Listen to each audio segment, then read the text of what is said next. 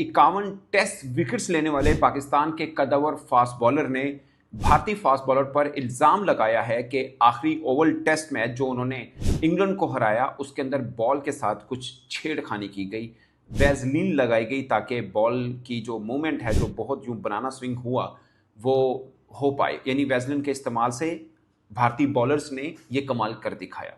ये पाकिस्तानी बॉलर एक farmer test cricketer ये इल्ज़ाम लगा रहे हैं। उनकी ट्वीट जो है वो मैं आपको पढ़ के सुना देता हूं, उसके बाद कुछ और चीज़ें हैं जो आपके साथ डिस्कस करेंगे। पाकिस्तानी फास्ट बॉलर शबीर अहमद ने सामने रखी और बिलीव किया कि यार मैं चाहता हूं कि मैं तेरी तरह डैश करूं, और उन्होंने वो विकेट लेने के बाद डैश करके ग्राउंड में दिखाया भी कि उनको जो बिलीव है वो किस कदर बिलीव है। फाइनली सिराज ने इंडिया के लिए ये सीरीज जीत कर एक तो शुभमन गिल की कप्तानी को जो है वो हौसला दिया कि पहली सीरीज बचेगी, जो 5 टेस्ट मैचों की सीरीज पे निकला था, मगर फाइनली शुभमन गिल 750 रन मारने के बाद प्लेयर ऑफ दी सीरीज भी इंडिया की तरफ से आए।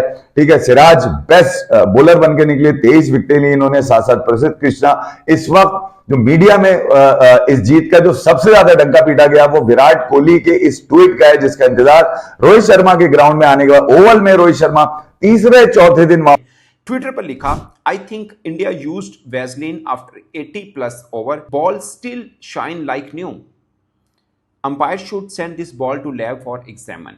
बट मैं एक और बात आपको बता दूं कि नया बॉल इंडिया वैसे भी ले सकता था, बट उन्होंने नहीं लिया। वो ले भी सकता था, उनके पास पूरी ऑप्शन थी। तो ये मैं जस्ट आपको सिचुएशन बता रहा हूँ। और इस मैच के जो अंपायर थे वो वर्ल्ड बेस्ट एहसन रजा और धर्मासेना वो थे। ये बात मैं सिर्फ इसलिए कर रहा हूँ कि दोनों वर्ल्ड बेस्ट अंपायर हैं और एक अंपायर का ताल्लुक पाकिस्तान के साथ भी है। अभी मैंने क्लिप देखा था, पाकिस्तानी फास्ट बॉलर तनवीर अहमद ने भी कहा कि मोहम्मद सिराज एक ऑर्डिनरी बॉलर है, मामूली है, क्या खास कमाल है उसमें। मुझे लगता है कि शायद बहुत से पाकिस्तानी फैंस को ये अच्छा लगता होगा।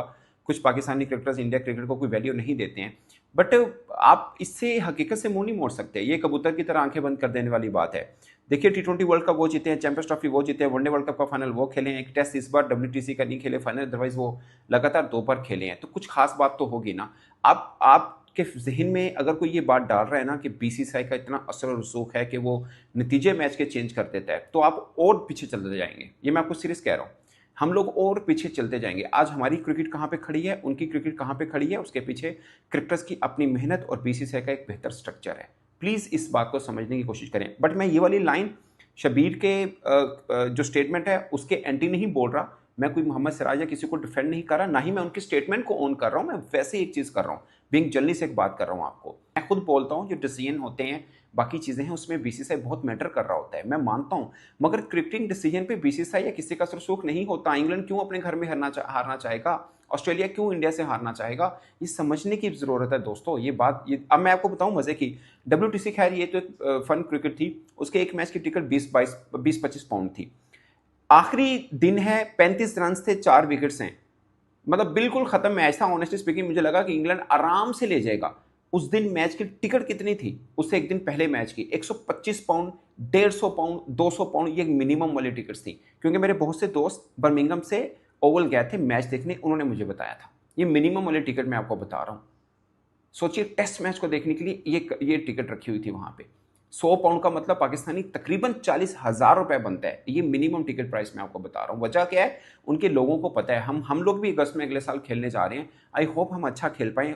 इंग्लैंड में हम ओवरऑल सेना कंट्री में इंग्लैंड में सबसे अच्छा हम खेलते हैं। ओवल के अंदर 10 जीत में तकरीबन 6 पाकिस्तान की हैं। हम अच्छा खेलते आ रहे हैं, बट अब काफ़ी अरसे से हम बुरी क्रिकेट खेल रहे हैं। आई होप कि हमारे यहाँ भी टिकट प्राइस इतनी में हो और हमारे लोग भी खरीदने जाएं और देखें इस भरोसे के साथ कि हमारी टीम भी इंग्लैंड को हराएगी नहीं तो कम से कम ड्रॉ जरूर करेगी। और मैं एक और आपको बात बता दूं, मैंने बहुत से पाकिस्तानी कुछ क्रिकेटर्स को फ़ोन भी किया, क्योंकि मैं मतलब रेड बॉल के साथ क्रिकेट नहीं खेलता, जस्ट उसको टेक्निकली समझने के लिए। तो उन्होंने बोला कि डोमेस्टिक क्रिकेट में अमूमन ऐसा हो जाता है कि वैसलीन यूज़ कर दी जाती है ताकि बॉल को स्विंग मिल जाए, मगर इंटरनेशनल क्रिकेट में बहुत मुश्किल है। इम्पॉसिबल नहीं है, बट बहुत मुश्किल है कि वैसलीन का इस्तेमाल हो सके। खासकर इतनी नज़र जब अब कैमरास की भी रहती है, जब अंपायर को भी टेक्निकली बहुत साउंड होते हैं वो, और उनको चीज़ों का अंदाज़ा होता है। इवन कि वो विकेट कीपर की मूवमेंट को भी चेक कर रहे होते हैं कि वो बॉल कौन से फील्डर के पास ज़्यादा फेंक रहा है, वो ये भी चेक कर रहे होते हैं अंपायर्स। उनको इतने तजर्बाकार होते हैं, उनको ये भी अंदाज़ा हो रहा था कि अगर बॉल इतना स्विंग कर रहा है कहीं कोई छेड़खानी तो नहीं हो रही। तो कुछ चीज़ें जो पाकिस्तान जो कुछ क्रिकेटर से मैंने भी पूछी तो वो है।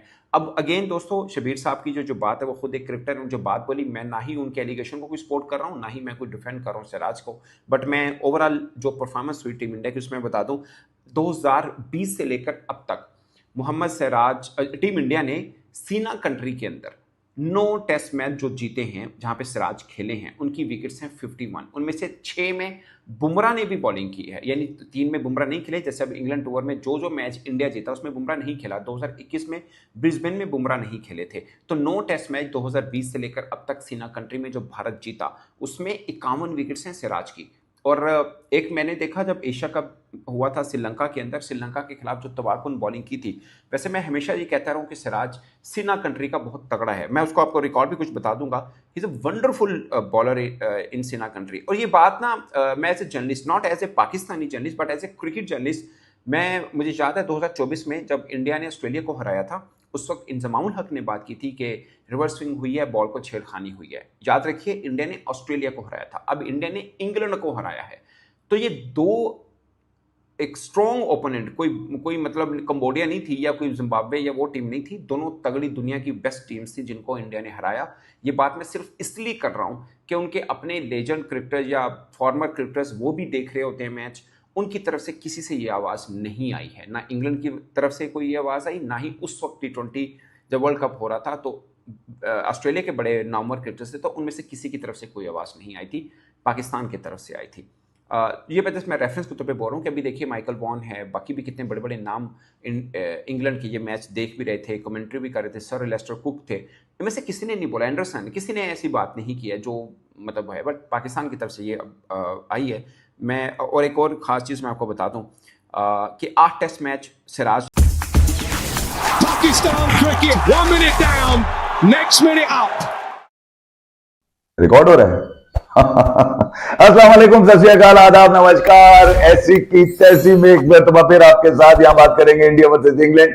5 मैचों की टेस्ट सीरीज फाइनली ड्रॉ पर खत्म हो गई। 2-2 टेस्ट मैचेस दोनों ही टीम ने जीते, मगर ये जो 5वां टेस्ट इंडिया ने जीता है, इसकी उम्मीद शायद इंडिया को भी नहीं थी, मगर इस उम्मीद दिलाई 5वें दिन सिराज ने। जो कुछ उन्होंने अपनी प्रेस कॉन्फ्रेंस में कहा वो तो सब दुनिया जान चुकी होगी कि किस तरह से उन्होंने रोनाल्डो की तस्वीर अपने सामने रखी और बिलीव किया कि यार मैं चाहता हूं कि मैं तेरी तरह डैश करूं, और उन्होंने वो विकेट लेने के बाद डैश करके ग्राउंड में दिखाया भी कि उनको जो बिलीव है वो किस कदर बिलीव है। फाइनली सिराज ने इंडिया के लिए ये सीरीज जीतकर एक तो शुभमन गिल की कप्तानी को जो है वो हौसला दिया कि पहली सीरीज बच्चेगी, जो 5 टेस्ट मैचों की सीरीज पे निकला था, मगर फाइनली शुभमन गिल 750 रन मारने के बाद प्लेयर ऑफ दी सीरीज भी इंडिया की तरफ से आए।